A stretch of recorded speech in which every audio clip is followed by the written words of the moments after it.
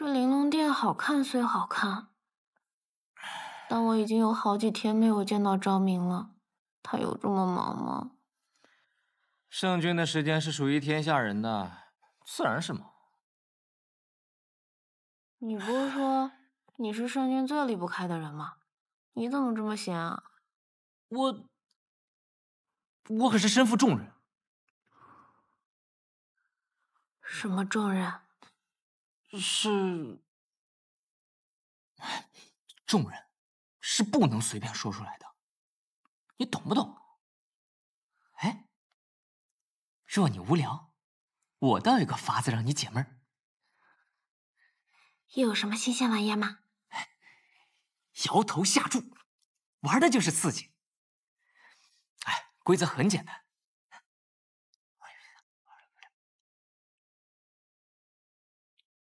你听懂了吗？啊，哎，来一句你就会了。不过，要用珍贵之物下注。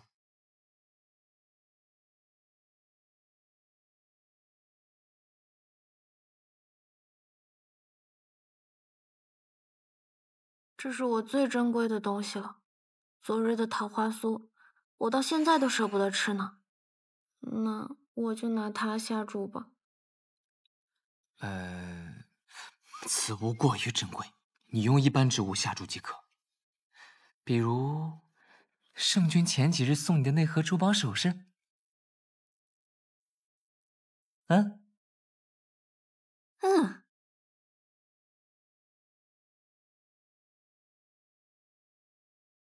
圣君，您几日没合眼了？要不先去休息？无妨。河州每日都去玲珑殿，混沌珠并无异样，也无异动。他虽是上古神器，但如今已经化为人形，便该以人相待。是。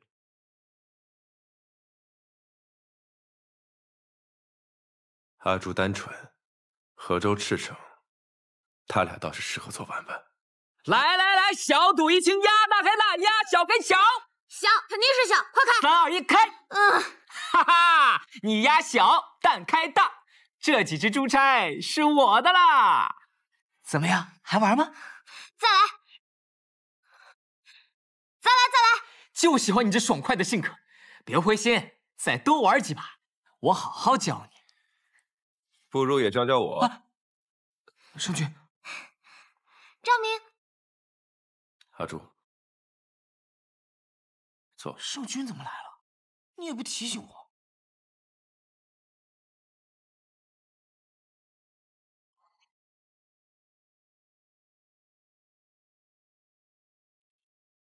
开始吧。圣君，这不太好吧？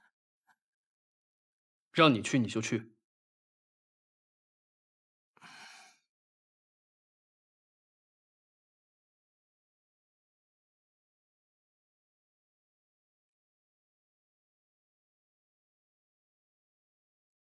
我的赌资够吗？哎，不要怪我意志不坚，实在是圣君给的太多了。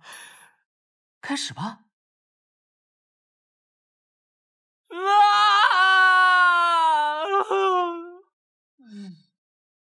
全没了，不玩了，不玩了。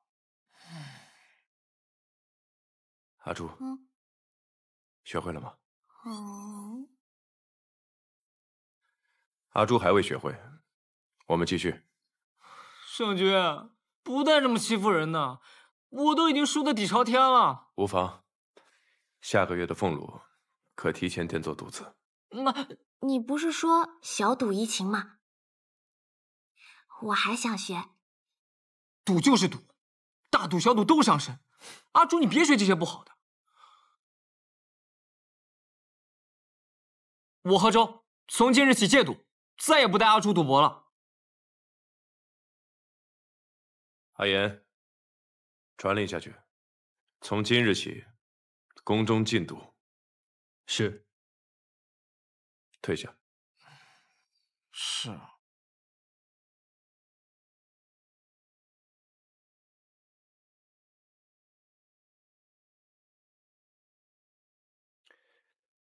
阿朱啊，这些彩头你可要收好了，可别再被何周诓骗了。不怪何周，这些日子其实一直都是他在陪着我。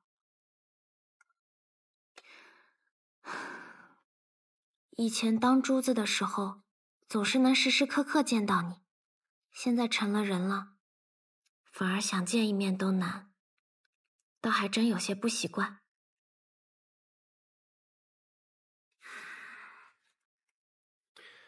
是我疏忽了，你刚化为人形，定有诸多的不适应。可若长期跟着何周厮混，只怕他会带歪你。我为你寻一位先生，让他教你读书写字，可好？先生，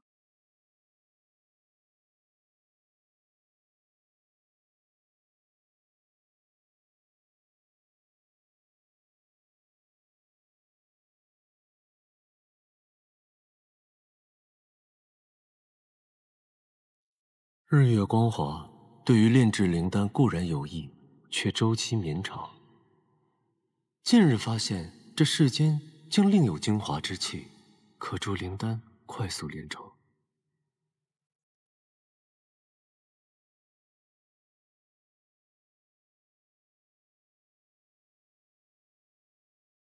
国师，我来晚了，让国师久等了。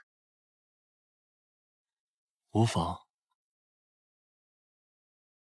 片刻等待，等到便好。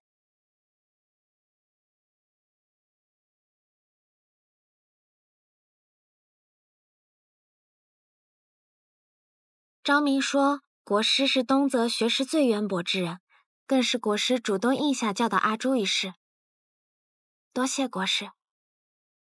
不用如此客气，倒显得你我生分。国师这么说，我就放心了。都怪何周一直吓我，说要毕恭毕敬，否则会被先生用戒尺打手心的。但我觉得，国师让我感到非常亲切。那个词怎么说的来着？一见如故。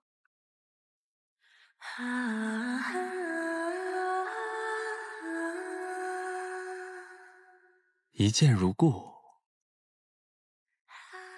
你可是想起了某个故人或故地？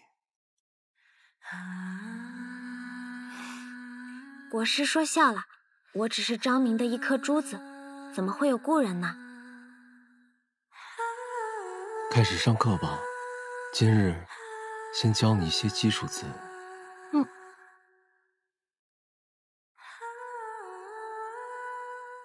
这个字念人，也是如今你的身份。人，这个字简单，好记。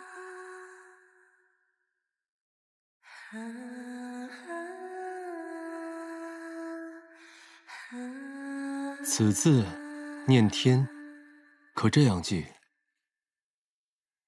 天比人多两横，一横高于人，一横困住人。天？怎么如此蛮横霸道呢？这便是世间的秩序，天永高于人，人受制于天。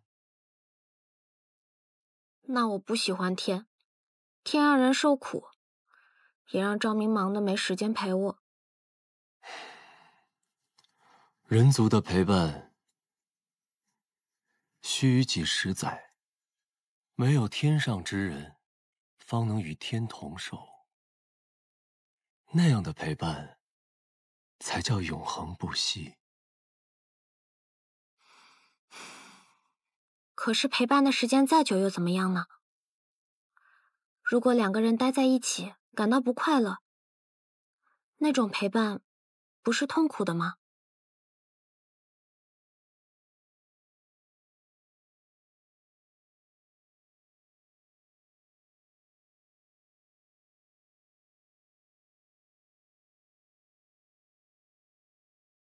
国师，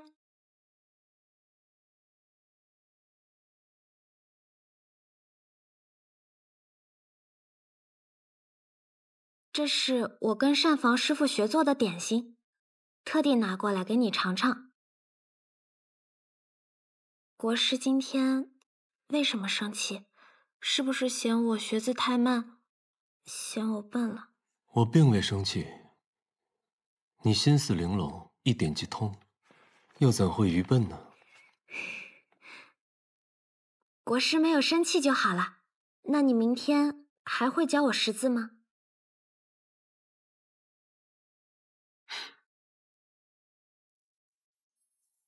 既以为人能有简单纯粹的快乐，亦是好事。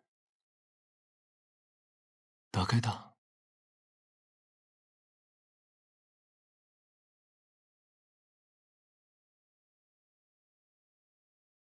这支玉笔送给你，天道控人，但人执笔亦可书写自己的命运。多谢国师。那我就先回去了，国师记得吃点心。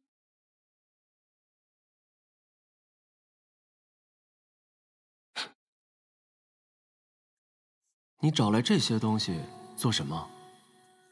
世人为何会在不同场合用到花呢？婚丧嫁娶、祭拜神灵，看似不相及的事情，却通过同样的花来寄情。花在你我眼中非黑即白，只是形态上有细微的差异，而在世人眼里，花与花却大有不同，缤纷色彩，各有寓意。每次从云海望向人界，见孩子们只要吃了它，就会喜笑颜开，一块糕点便能获得的快乐，你我却感受不到。于你我而言，任何食物都没有味道。我们从未尝过酸甜苦辣，亦不会有眷恋，又何须感伤呢？理虽如此，从未拥有，便无需眷恋。你我作为神器，虽与天同寿，受众神敬仰，却也只是昊天的工具罢了，活得还不如凡人精彩。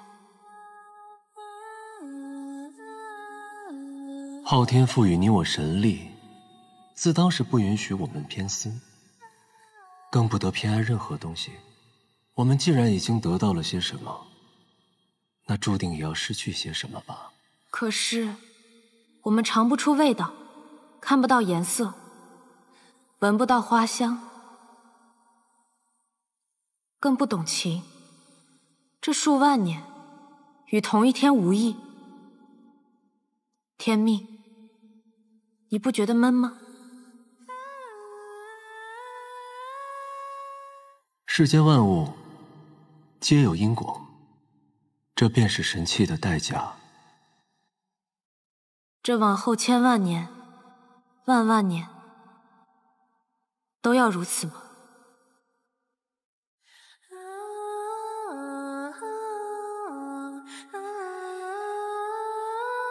定属如此。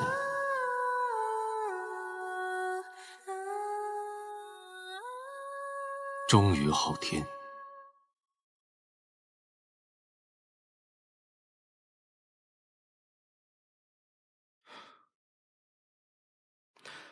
国师，方才在殿外，阿朱姑娘说这是她第一次做糕点，味道可好？很甜。可是阿朱姑娘说今天做的是咸口。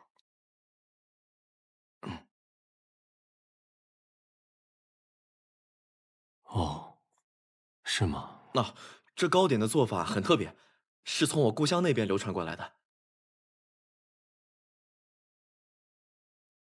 原来是故乡之物，难怪你如此留意。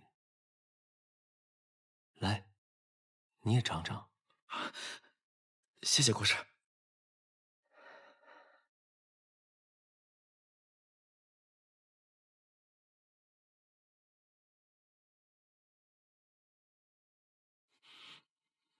尝到这糕点，我突然有点想家了。幸好宫中还有同乡之人，还可以相互作伴。子辰，我有个问题想请教你。不敢，国师大人，通天小弟，子辰万不敢当请教二字，您问便是。若你有一个同乡之人，你本该带他回到故乡，可那里却充满束缚，满是凄冷，没有自由，没有快乐，甚至他还会面临随时被牺牲的命运。若是这样，你还会带他回故乡吗？故乡本来应该是幸福的呀，如果回去会变得不幸的话，那便不回去了呗。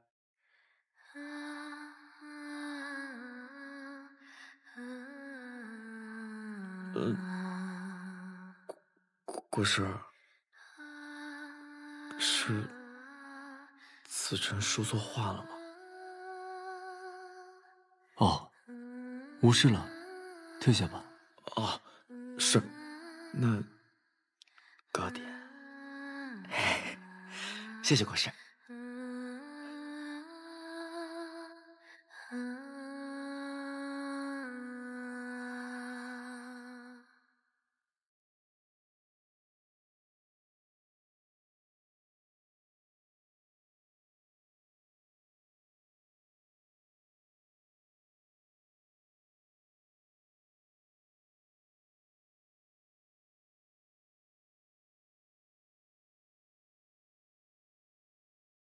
昭明，你来啦！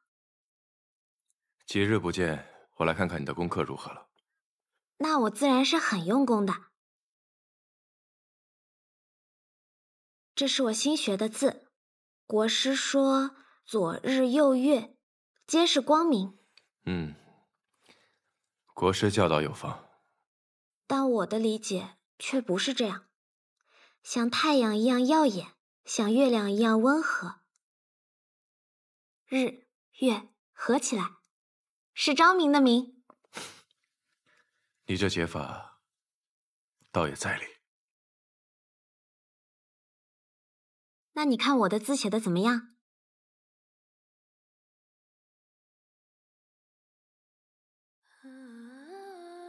字写的是不错，但是离得有点远。离得远？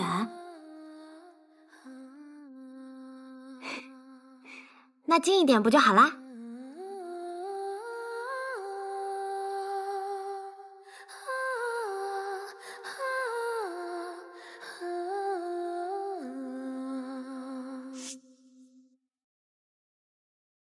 昭明，我算红颜吗？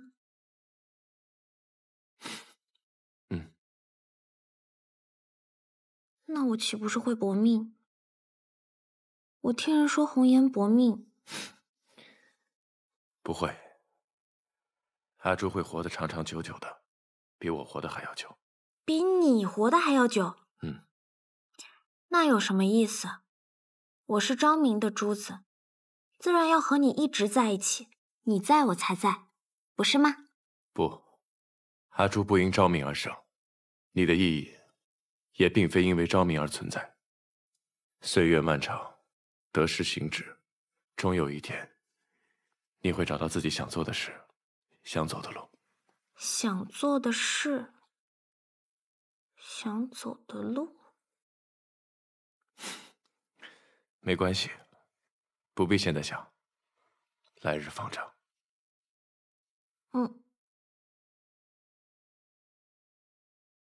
我虽然不知道自己想走的路是什么，但我知道你的。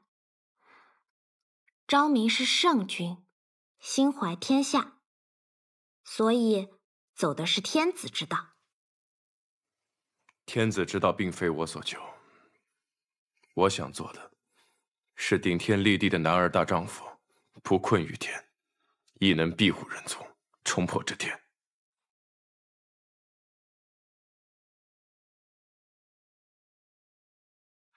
国师说，天比人多2横，牢牢困住了人。但在你的笔下，人竟能破天？事在人为。昭明，其实我不太理解，人究竟是什么？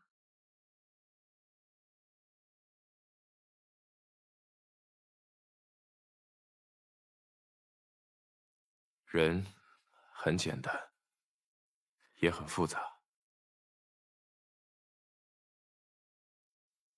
看似很单薄，但也可以很有筋骨。光看一张纸是看不明白的，看人要用心。心？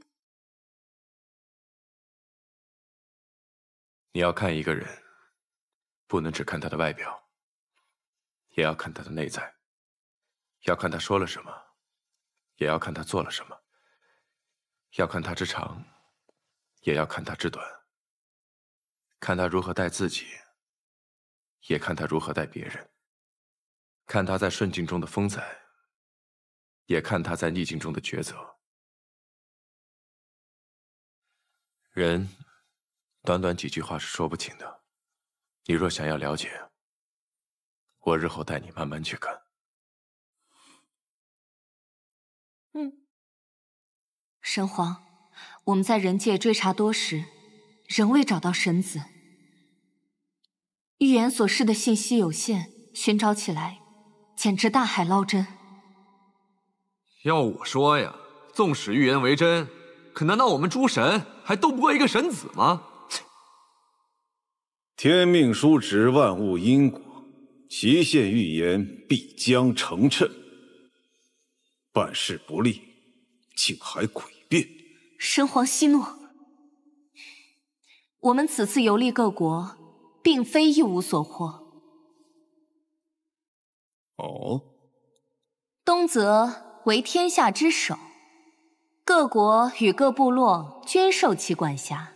东泽国主昭明出类拔萃，卓而不凡。若能揽昭明为神皇所用，找神子一事大有裨益。关于神子的预言，我突然有一个推断：所谓神子诞，或许10年前天命书降下预言之时，便是这神子诞生之刻。不如从那年那刻出生的孩子中着手寻找。所言有理，你们继续下界寻找，再降一道神谕到东泽，让昭明献上童子。可是神皇，那年那刻降生的孩子那么多，若是分辨不出神子呢？那便都杀，一个不留。苍浩之年降生阴海，3000童子召为神士。国师，这是刚降下来的神谕。苍浩之年，那不就是10年前吗？那一年，天破了个大洞，人族危在旦夕，老国君也是死于那场浩劫。国师，现在该怎么做？身为国师，接到神谕，自当禀明圣君。如何决断，那便是圣君之事了。荒唐！神族如今连孩童都不放过，以神事为名，再逼人族行献祭之事，4行所谓神谕，便要夺走3000性命，有我昭明一日，绝不屈从神族。请国师将龟甲毁了吧！自今日起，东泽不接任何神谕。圣君，可想清楚了？神族不忍，变本加厉。如今，必须加快找到抗衡神族之法。人神实力悬殊，以人抗神，无异于以卵击石。但我却相信，人定胜天。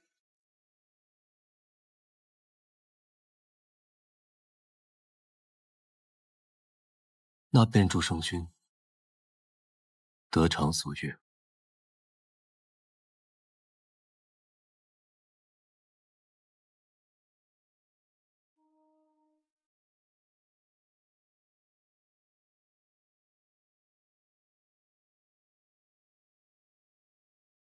干啥呢？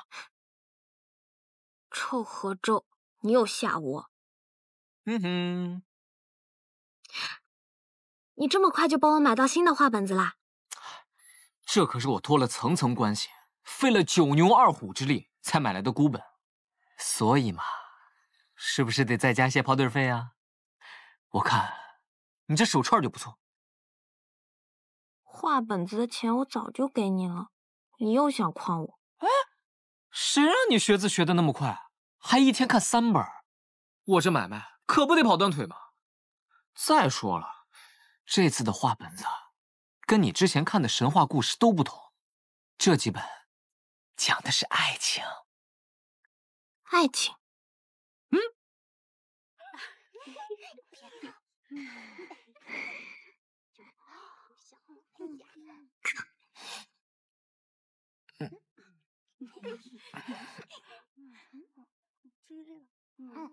大家都吃好喝好了？要不要听故事呀？今天的故事呀，非常适合大家听，讲的是一个家徒四壁的渔女与落难民间的皇子相恋，最终成为皇妃的故事。接下来就有请宫中博览群书、阅画本子无数的阿朱来给大家讲这个故事。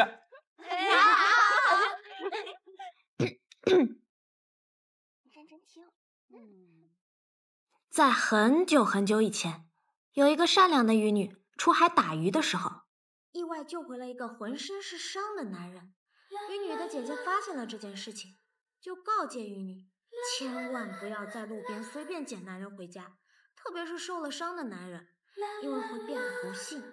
可渔女想了想，说：“这个男人不是路边捡的，是海底捞的。”阿朱总是充满了欢声笑语。他来了之后，这原本冷清的长明宫也变得生机勃勃。是啊，工人都很喜欢他。圣君可要进去看看。我若进去，他们便玩不开了。先去办正事吧。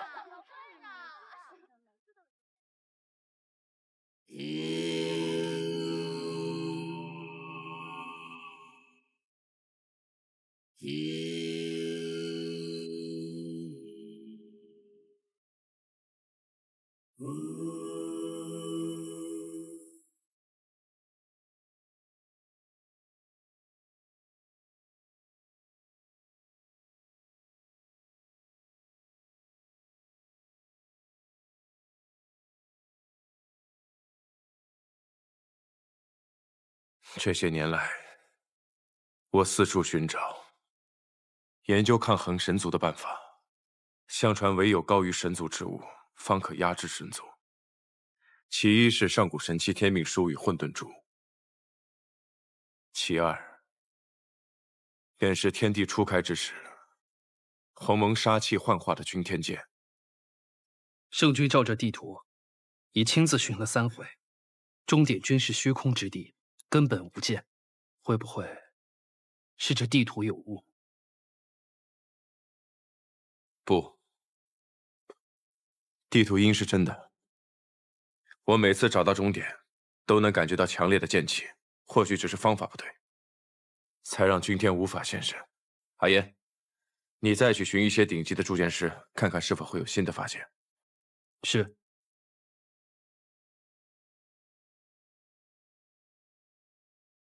若仍未找到君天剑，圣君当真不考虑用混沌珠来对付神族？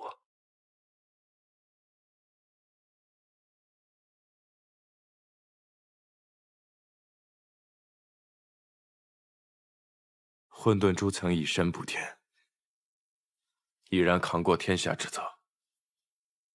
如今宝珠失灵，就让阿朱简单快乐的生活就好了。至于对抗神族，本就该是我的责任。况且，神族若下到人界，则神力受限，即使正面交锋，以我的人皇之力，亦能与之较量。可圣君已失去一道血魄，寻的也是耗损自身的法子。一道血泊而已，我还没那么虚荣。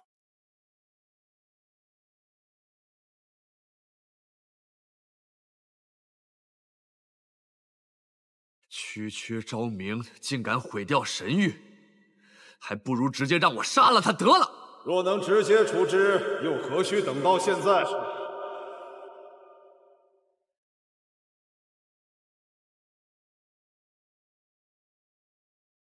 昭明天生神窍，是人族唯一能修炼神力之人。他乃天下共主，受人族拥戴，身上有斩不尽的人皇气运，根本就无法直接将他杀死。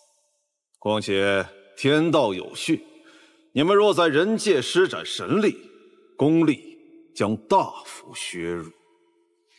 凡人皆有贪嗔痴怨，昭明必有弱点。昭明的弱点并非在自身，而在于天下安泰。他不接神谕，难道其他各国也敢不遵神谕吗？倒不如用一招敲山震虎，将人界的水搅浑。天下动荡，我倒要看看这昭明还如何独善其身。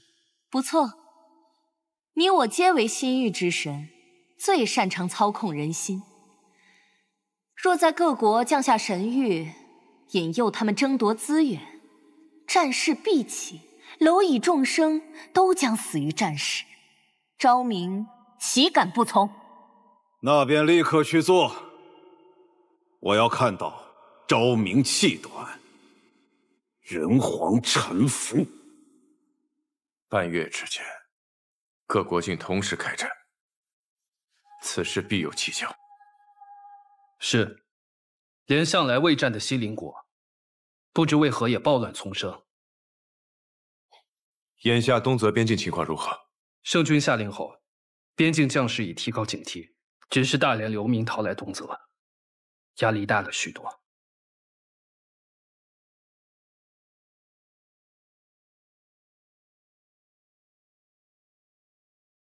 天下本为一体，无你我之分。贺州，传令下去，好生关照这些流民。另外，从今日起，自长明殿开始，吃穿用度一律节俭，用以支援难民。是。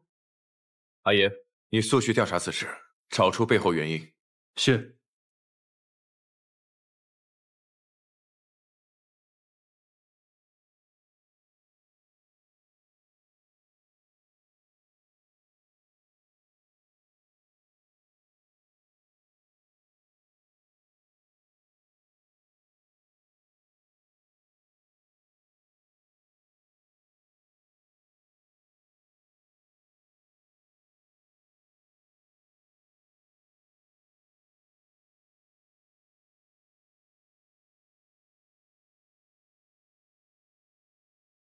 进。国师，你怎么来了？你能不能告诉我昭明过去的事情？为何？昭明虽然温厚亲切，但总透着一种说不出的感觉。直到最近，他连笑容里都带着忧愁，好像有一道看不见的枷锁在困着他。所以我想知道，他究竟经历过什么，身上又背负了什么。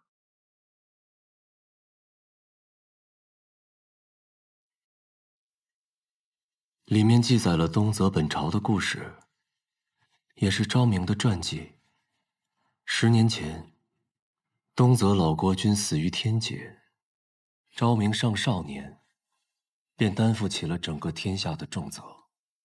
他天生神窍，骁勇善战，还未及冠，便率军出征，平定各国来犯，稳定东泽。昭明勤政为民，深受臣民爱戴，天下归心，世人奉他为圣君。人族受神族所控，昭明便立下誓言，舍生忘死，亦要护世人无虞。原来困住昭明的不是一道枷锁，而是天下所有人。每个人都叫他圣君，但这一声声尊称背后，是对他的敬仰和依靠。大家都依靠他，但他又能依靠谁呢？他一定很累吧。相比圣君，我更想一直叫他昭明，那个属于他自己的昭明。每个人都应该为自己的决定付出代价，这是他主动选择的命运。命运？今日便教你昭字。昭，左边为日，如日中天，照拂众生。上面为刀，下面为口，实乃刀口舔血，向死而生。国师的意思是，昭明会死吗？圣君天生神窍，自当与天地同起，又怎会死呢？今日是我多言了。命运玄妙，并非你我看得破的。吓我一跳。昭明没事就好。国师博学，常说一些深奥的我听不懂的话。那阿朱还有一个深奥的问题，想要问国师。你说。什么事情？画本里樵夫和神女相爱，即使变成石头，永不能相守，也无怨无悔。阿朱想知道究竟什么是情？情是欲念还是动力？你说，究竟什么是情？为何世人有情，便能活得熙熙攘攘，热气腾腾？若是我们也能拥有情，是不是神坛就不会这么冷清了？你我本为神器，理应遵循昊天。问情的过程，便是消亡的过程。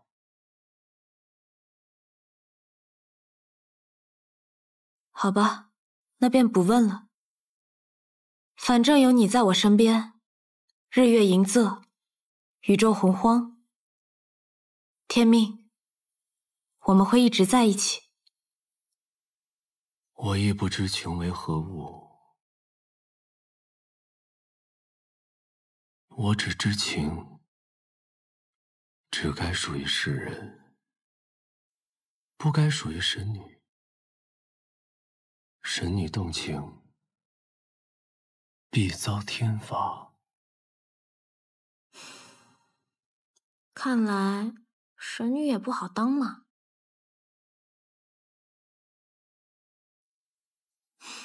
那或许你也是从天上掉下来的神仙珠子呢？我怎么可能会是神仙珠子？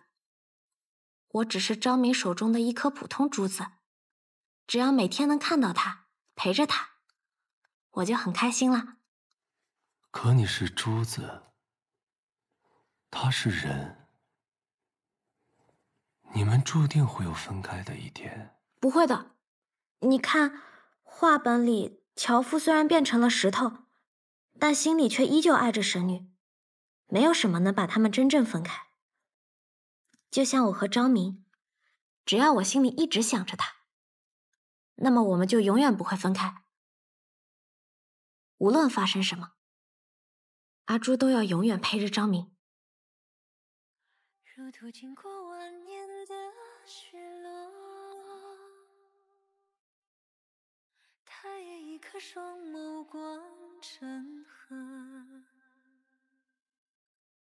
说来方若前尘曾爱过，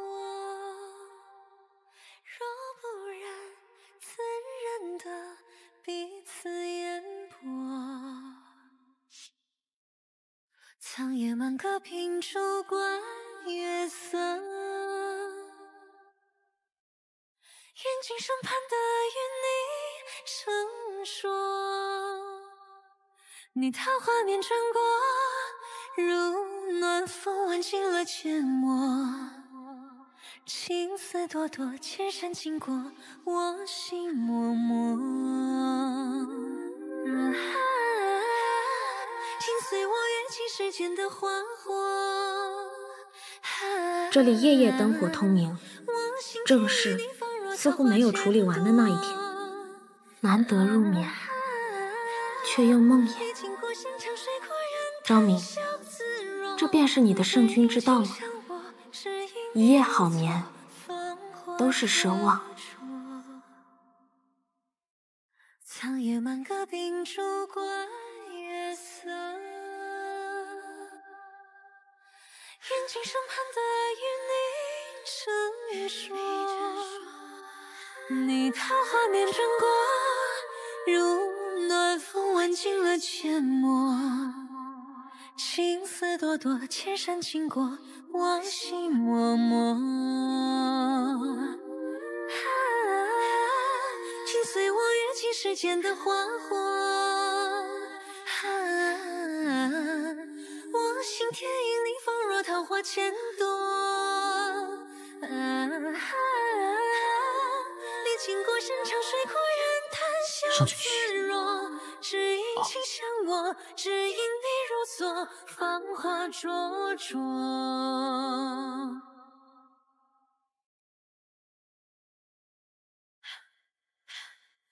不知为何，只要你在我身边，纵万事纷扰，我亦能宁心定神。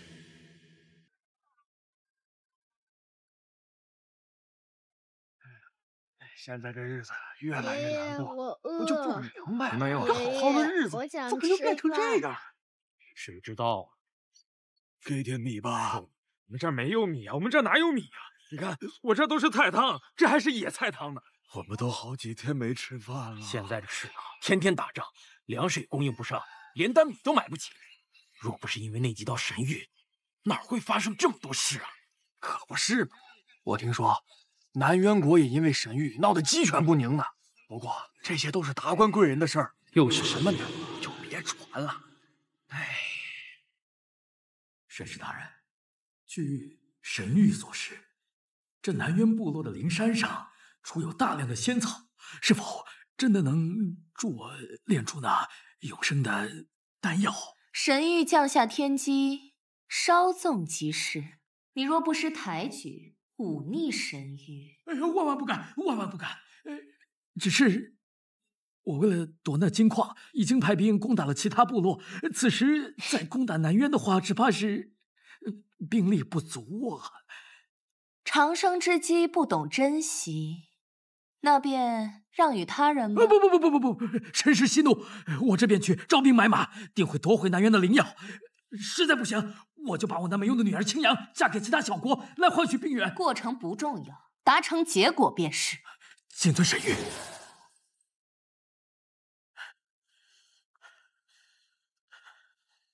国君，青阳公主已在外等候多时，让她进来。是。父王，母妃已经卧病很久，急需灵芝入药。灵芝那是炼丹所用，她一个病秧子，不配使用。没事，你也少来烦我，滚！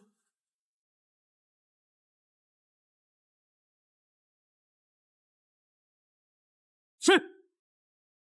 驾。驾。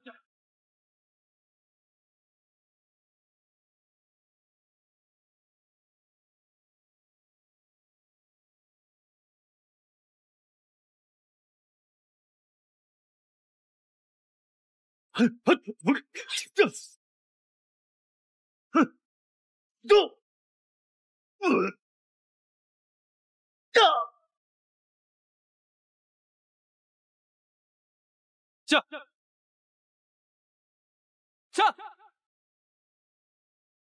阿言，这一趟辛苦你了。是我职责所在。此番调查，果然不出圣君所料，确有幕后黑手操控各国，又是几道神谕搅动的风波。是神族在利用各国向我施压，因一己之欲挑动战争，草菅多国人民不配为神。既已查明情况，便派东泽使臣前往各国加以震慑，对弱势部落派兵增援守护。之后若再有与神族勾结者，绝不姑息。是。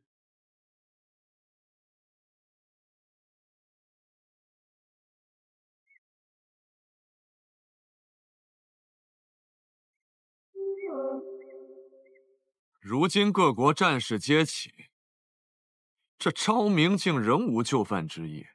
神子未平，昭明又起，人界这种轻贱之地，倒是有不少眼中钉。威逼不成，那利诱呢？神，国师，有神降临宫中了。神使带来了神旨，说要给圣君封神，咱们人族竟然也要有天神了。神旨不过是一道废纸罢了。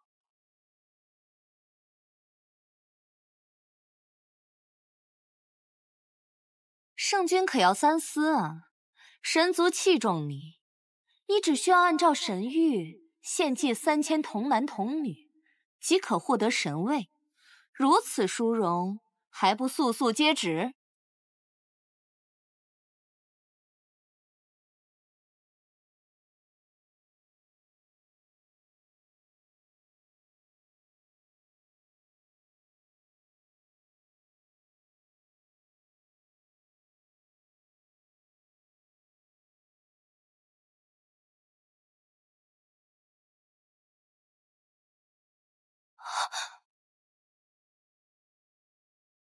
你竟敢毁神谕！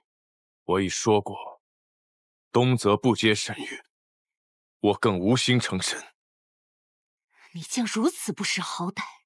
如今各国战乱，死的人何止3000，只是让你献祭区3000孩童，难道他们就比那些死于战乱的人更重要吗？神族根本不明白生命的意义。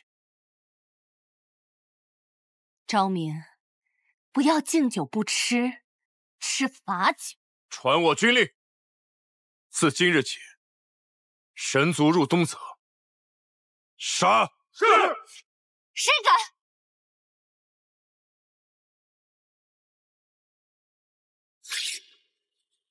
一意孤行，不敬神明，昭明，你必将付出代价！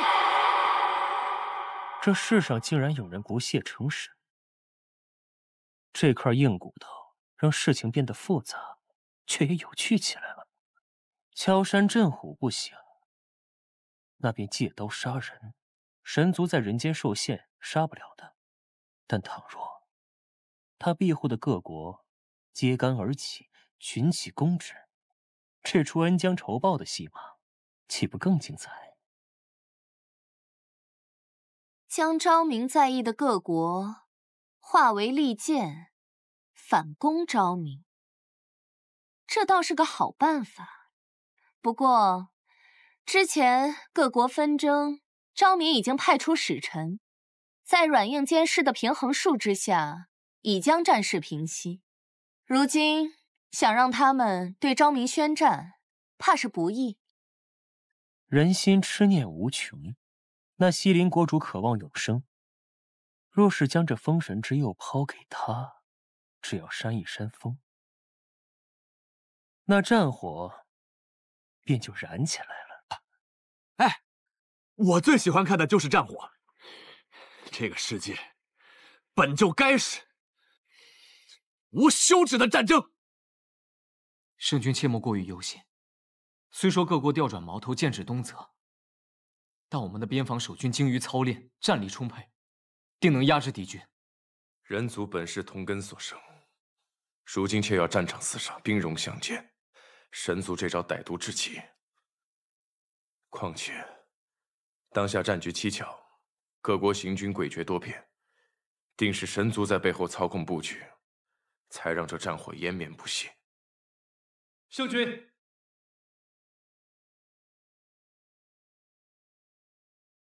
伊坦飞鸽传信，称西陵国主斩杀使臣，他已集结各国和部落的大军，形成强大的兵力同盟，正向东泽边境行军而来。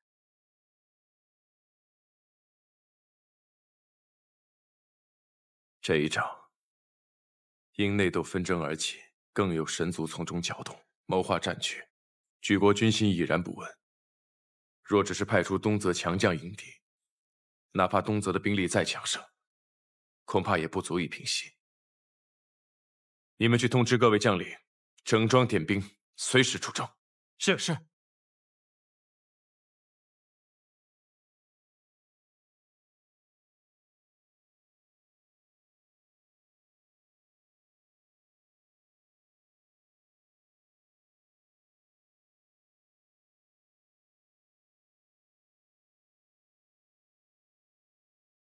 张明，阿朱，你怎么来了？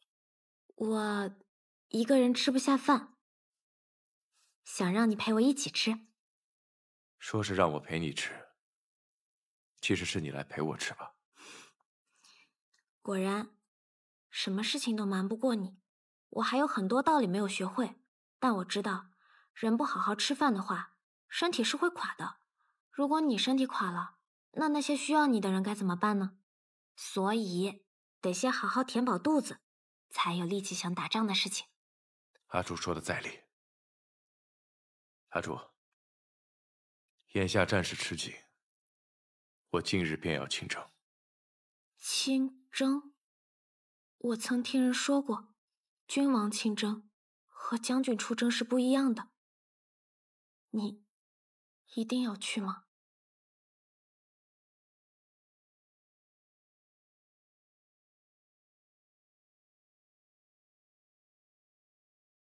行军之道，一在战术，二在心术。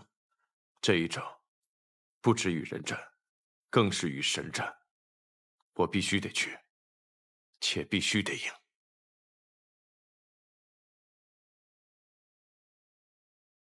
这一仗，不止与人战，更是与神战。我必须得去，且必须得赢。为什么心绪不宁？是担心，还是不舍？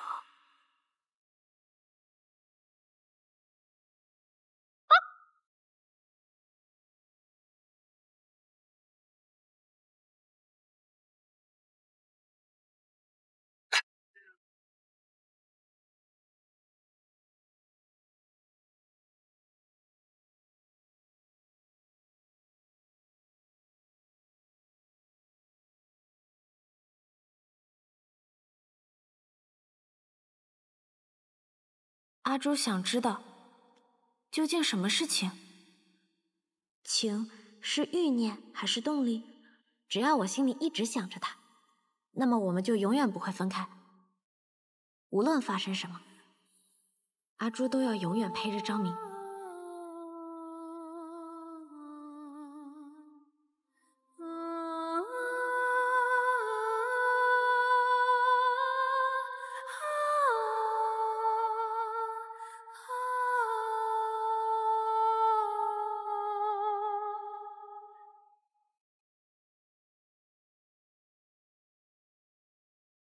请昊天宽恕混沌珠，如今他尚未觉醒，才会错生情斗。我会将他尽快带回神坛，定不让神器动情之事发生。此道天雷只是警告，情斗续生，天罚必降，天律规则不可逆。若未能阻止混沌珠动情，吾自会将其摧毁。世间伊始，你便对万物漠然，今日却略显失态。可是你爱他？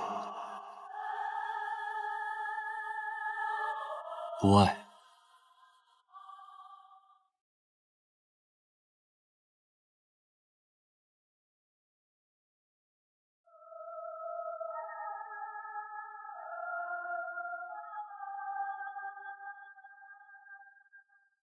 你终于醒了。张明，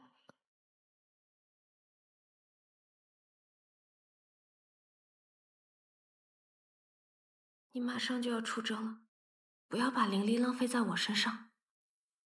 你遭遇惊雷，身体必受损耗。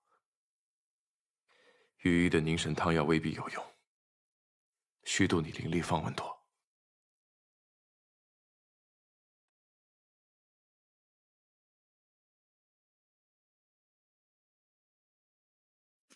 谁说御医的药没有用？我现在感觉好多了，况且我也没有被雷劈到，国师帮我挡下了。都说坏人才遭天大雷劈呢，我现在好得很。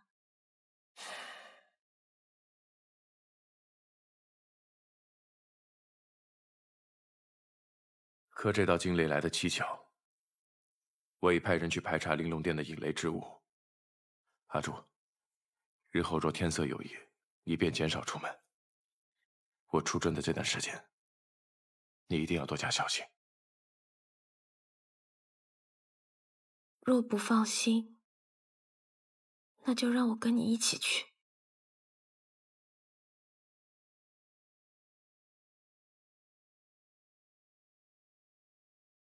阿朱，有时并非党羽深浅或并肩同行才算守护。你可知前线作战的动力是来自后方亲友？只要身后的亲友安然无恙，战士便能全心投入，与身前的敌人对抗到底。看似是战士保护了亲友，但其实也是亲友守护着战士。我希望你能留在宫中，好好守护我。我守护你，那你这一去要多久才能回来？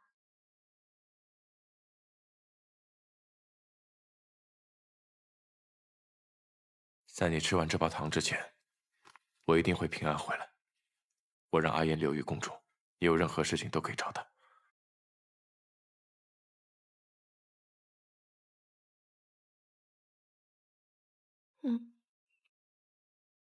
张明，从明日开始，我要学习剑术。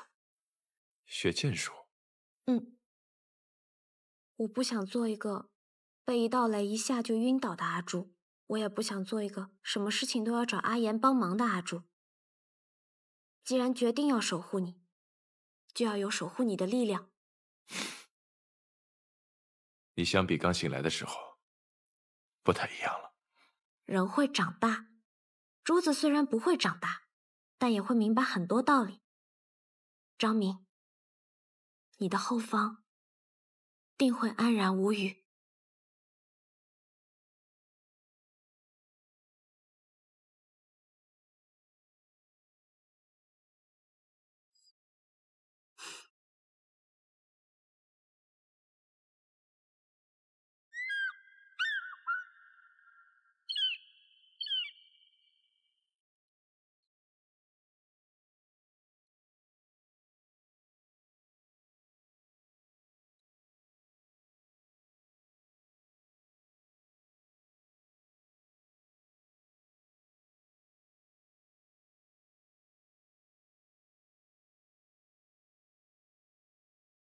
昭明已走2月有余，你打算一直这样下去吗？之前昭明在的时候，我觉得一天过得好快，但现在的每一天怎么这么长？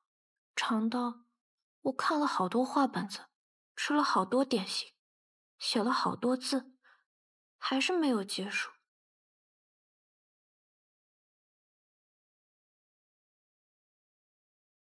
这应该就是你教我的那个成语“度日如年”吧？你的糖已经吃完了，可他还是没有回来。没有吃完呢，我还剩1颗。半月前便只剩这1颗，你不敢吃，你怕他回不来。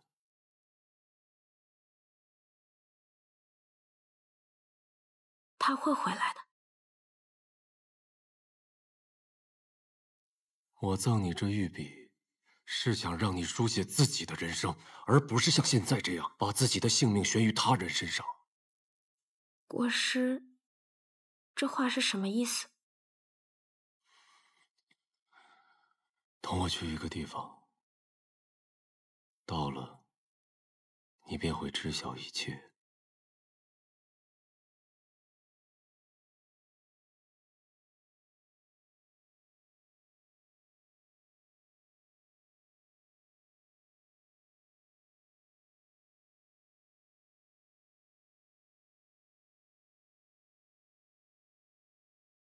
这是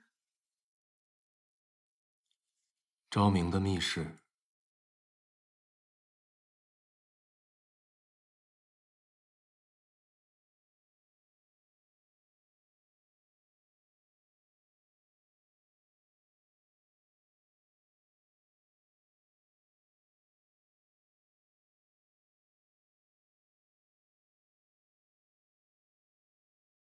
你当真了解昭明吗？昭明为了守护百姓，一心想要对抗神族，这是你和我早就知道的事情。不错，对抗神族的确不假，可若以利用、牺牲他人为代价呢？即使昭明天生神窍，人族抗神，也无异于蚍蜉撼树，唯有借助神器之力，方可一搏。混沌珠，就是他近在咫尺、唾手可得的方法。而你，便是混沌珠。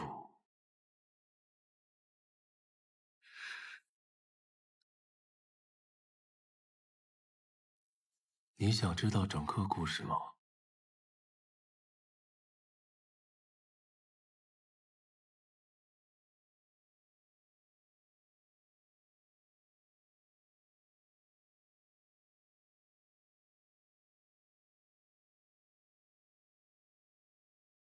天地初开，昊天便淡化两大神器，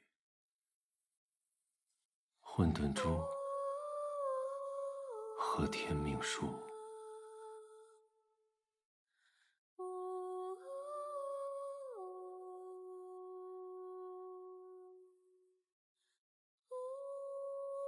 所以，昭明将你复苏，也只是为了要利用你的混沌之力弑神罢了。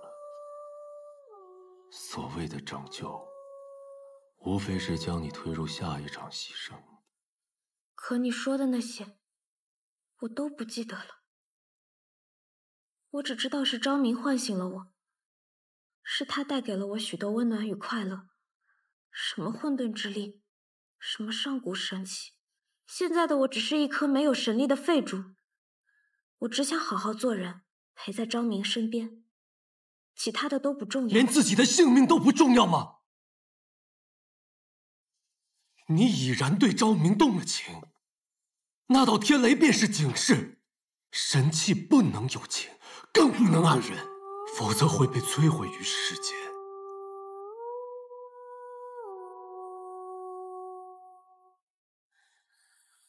为今之计，是你随我回神坛，斩断你的情丝，继续做与天同寿的神器。只有这样，才可躲过此灾。我不会回去的。我已经开始感受到什么是情，怎么会愿意回去过那样清冷孤独的日子？与天同寿又能怎么样呢？每个人所在意的不同，对我来说，活多久不重要，怎么活，跟谁一起活才重要。你说的混沌珠，在补天的时候就已经不在了。昭明救回来的是阿朱。你我永生永世，看透了生死因果，你为何还是不懂？人的情最为短暂，最为脆弱。不懂情的真的是我吗？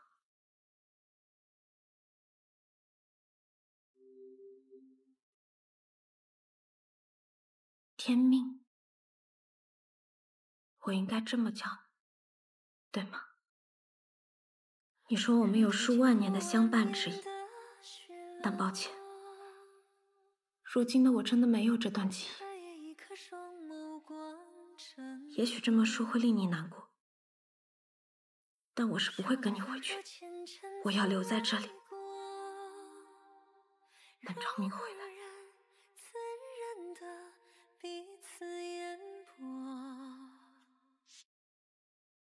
苍野满阁凭烛观月色，愿今生盼的便是死，成说。你也要留下陪着他。花年转过，如暖风挽进了缄默。青丝朵朵，千山经过，我心默默。听随我缘尽世间的花火，我心田与你风若桃花千朵，无法强行带神器离开。你要干什么？既如此，你我便立下3条赌约：若我赢，你随我回神坛；若你赢，你想留下做人，便留下。我为什么要跟你赌？凭我，可以给你这颗乾坤珠，关键时刻，它可救昭明性命。你这是什么意思？天命所示，昭明会遇生死劫，天命之书从未出过错，而这颗乾坤珠，它可以颠倒乾坤，为昭明争取一线生机。这赌局，你不得不入。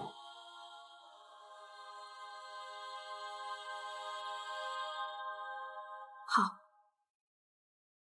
我跟你赌。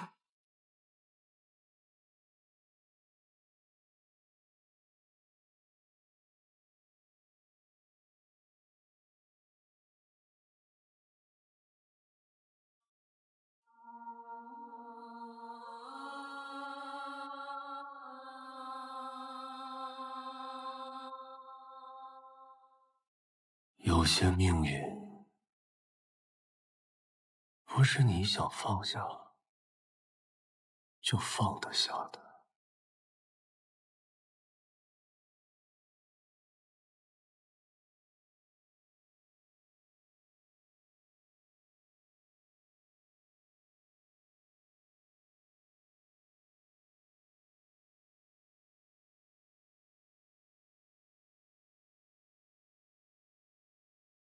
你说，究竟什么是情？为何世人有情便能活得熙熙攘攘、热气腾腾？若是我们也能拥有情，是不是神坛就不会这么冷清了？你我本为神器，理应遵循昊天。问情的过程，便是消亡的过程。反正有你在我身边，日月盈仄，宇宙洪荒，天命，我们会一直在一起。神族内战，天幕崩裂，万物冰毁。混沌珠速去补天，以身执行法则，毁灭世间秩序。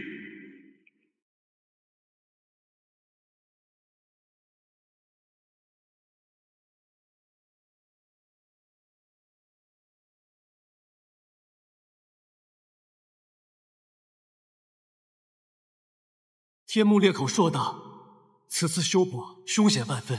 昊天，我愿以身相替，待混沌珠修补天幕裂口，望准允。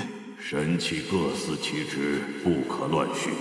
混沌珠乃拯救属性，理当应对天地浩劫，而你乃运行属性，你有你自己的使命。天命，背逆天意，你可知后果？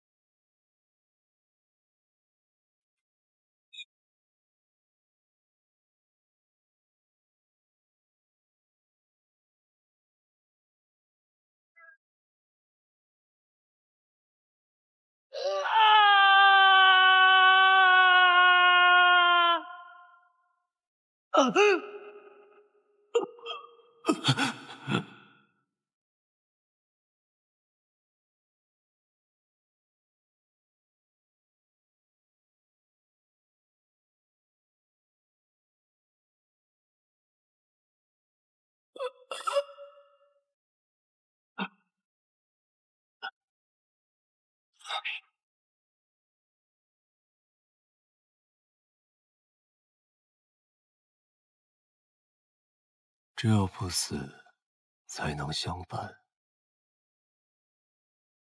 阿朱，活着。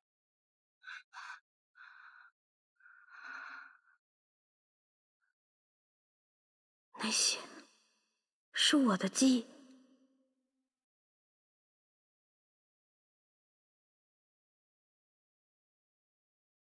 一定是受了这乾坤珠的影响，才会梦到那些可怕的事情。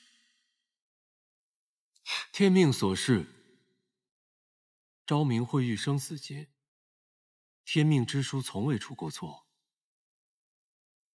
这乾坤珠，它可以颠倒乾坤，为昭明争取一线生机。这赌局，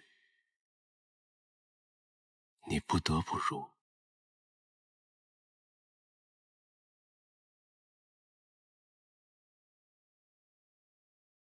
前方传来消息，我军遭遇敌军埋伏，圣军身受重伤，以军医之力恐无法医治，速去派最得力的御医赶往营地。难道是这就是昭明的生死劫？阿言，让我和御医一起去军营吧。你去军营，你是能治病，还是能杀敌？圣军的伤，自有御医医治。昭明这劫，御医医不了。你带我去吧，我能帮他。你待在宫里，便是对圣军最大的帮助。哎，昭明遇劫，只有我能救他。圣军对我的命令是，留在宫里，护好你。你在宫里怎么样都行，但我不会让你出宫。圣军的命令，你当真只将他视为君主吗？你与昭明肝胆相照，出生入死，你们的情谊早已超过君臣，比肩挚友兄弟。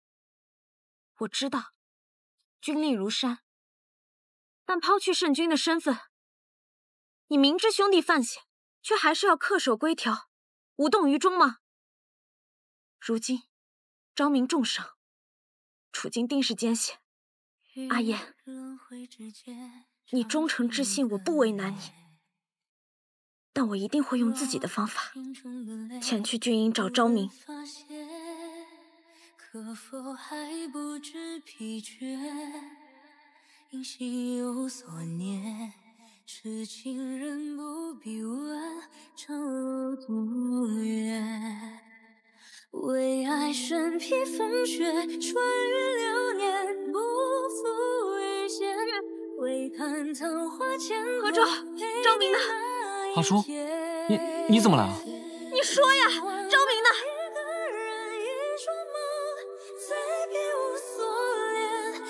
阿朱，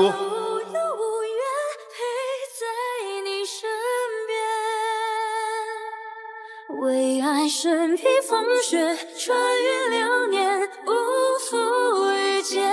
为盼桃花千朵，陪你那一天。凝望那一个人，一双眸，再别无所恋。此生无忧无怨，陪在你身边。阿朱，你怎么来了？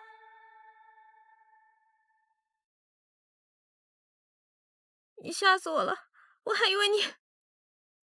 以为我什么？你伤哪里了？战事怎么失利了？为什么还不撤退？我们胜了。胜了？可是宫里收到消息，说战事失利，你受了重伤。那是昨天的战报了。所谓失利，是圣军的获敌之计。瞒着你，也是想做戏做全套嘛。今晨，圣军率军冲破敌营，大获全胜。那你刚刚为什么一副战败的样子？我只是在苦恼午饭吃什么而已。随军数月，胜了还不得大吃一顿？好好庆祝一下。这事儿你也知道，知道。所以就瞒着我。嗯，祸地之策，这把我吓惨了。你怎么了？没事。战报也不全是假的，圣君是真的受伤了。你伤哪里了？伤得重不重？我从宫里带了很多上好的药，你跟我进去，我帮你上药。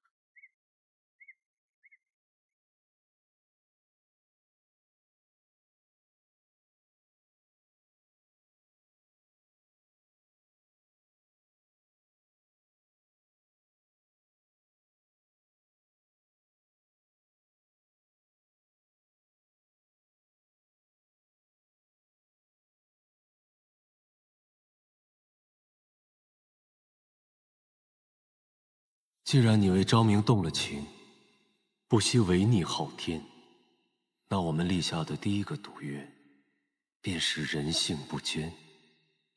昭明移情。这位是？这位是西陵国的清阳公主，这位是阿朱。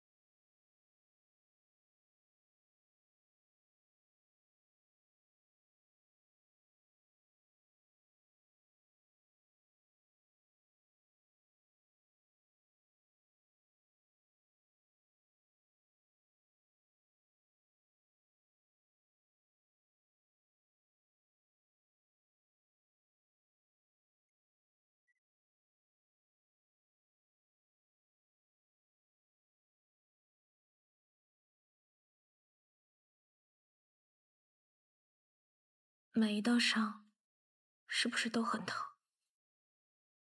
我从小到大，不是跟着父王出征，就是独自领兵。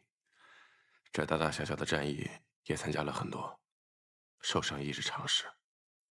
没关系。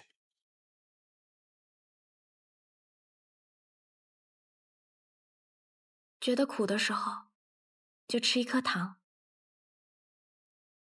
有甜包着，就不会显得那么苦了。你吃糖的速度比我想象的慢。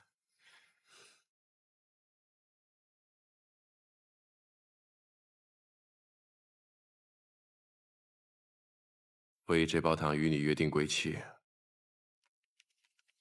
也是希望你心中有盼。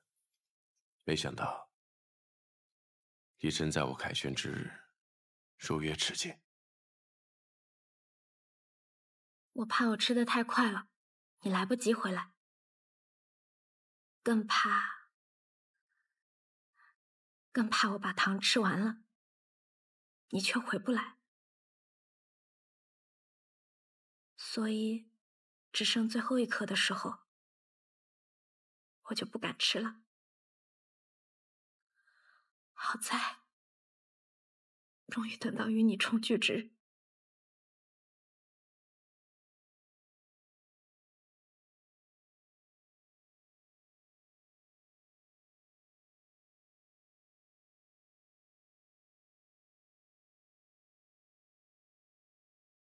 原来盔甲的分量这么重，你知道吗？宫里一直有很多你的传闻，都说你是战无不胜的战神。今日我才知道，原来战神背负的这么沉重。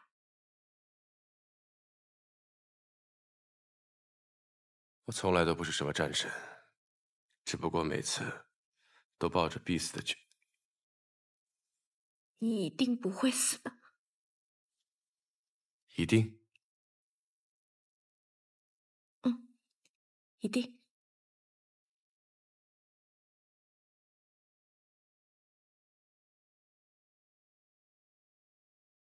怎么伤的？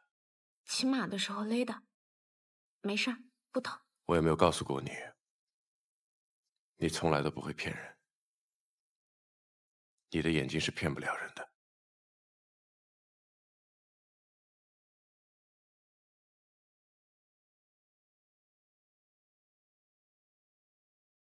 这么深的伤口，怎会不疼？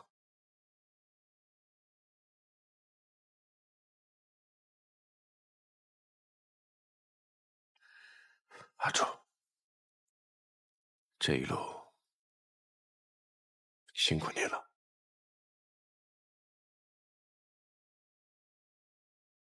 答应我，一定要好好的。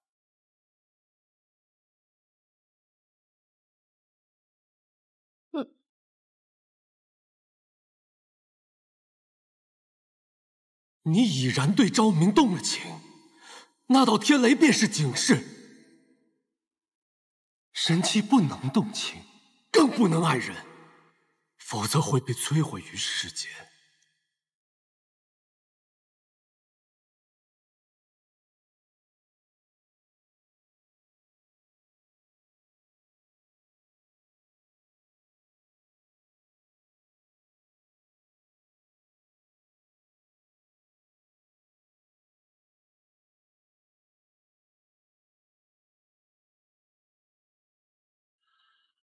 看什么呢？